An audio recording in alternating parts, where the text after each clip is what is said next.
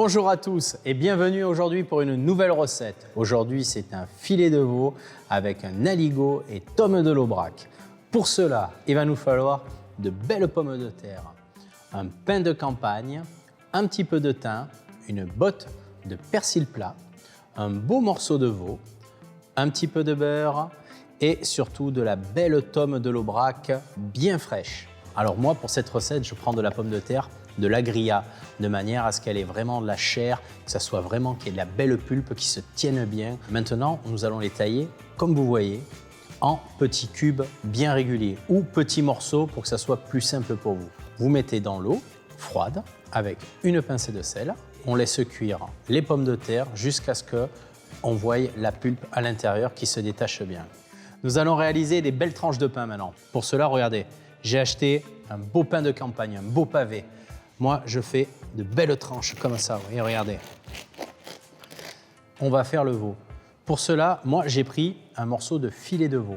Mais le seul conseil que j'ai à vous donner, c'est de prendre et de tailler de belles tranches comme cela, bien épaisses. Au moins sur la cuisson, ça sera bien régulier. Donc, j'effeuille un petit peu mon persil comme ça, je ne m'embête pas. Je fais de belles pluches de persil plat au centre de ma planche. Comme cela, une petite gousse d'ail, comme cela. Et la petite astuce, c'est vous écrasez votre gousse d'ail avec la paume de la main, tout simplement. Vous la mettez au centre de votre persil, de manière à ce que quand vous hachez tout d'un coup et vous ne perdez pas de temps. Nous allons faire le poêlage.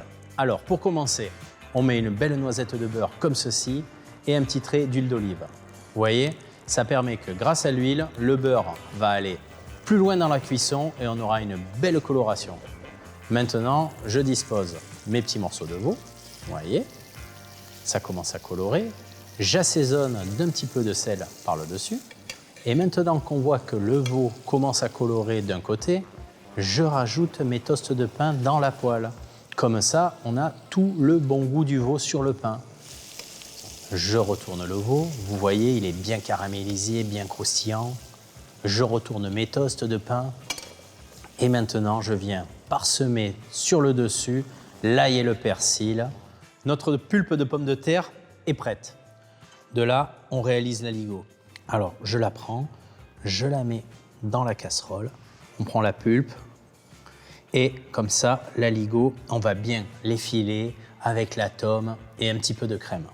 Vous voyez, je remets la casserole à chauffer, j'ajoute ma crème, je commence à mélanger gentiment et là, je commence à mettre ma tome.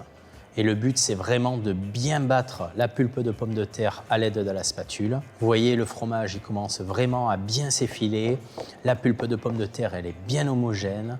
L'aligot, regardez la pomme de terre comme elle s'effile bien, je la bats bien. Voilà, nous allons faire le dressage. L'aligot est prêt, regardez. Une belle cuillère d'aligot comme ça dans l'assiette.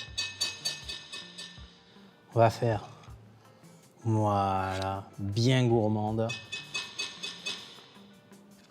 Regardez comme ça a l'air bon ça. Avec ça, notre petit filet de veau qui est prêt, à l'ail et au persil.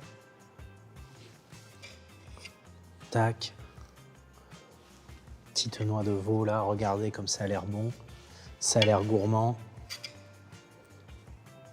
comme ceci. Un petit crouton de pain sur le côté pour accompagner la recette. N'oubliez pas de prendre le jus de la casserole, là, comme ça, et de venir nourrir votre aligot, le pain, tout autour, comme ça, regardez. Là, il y a de la vie, là.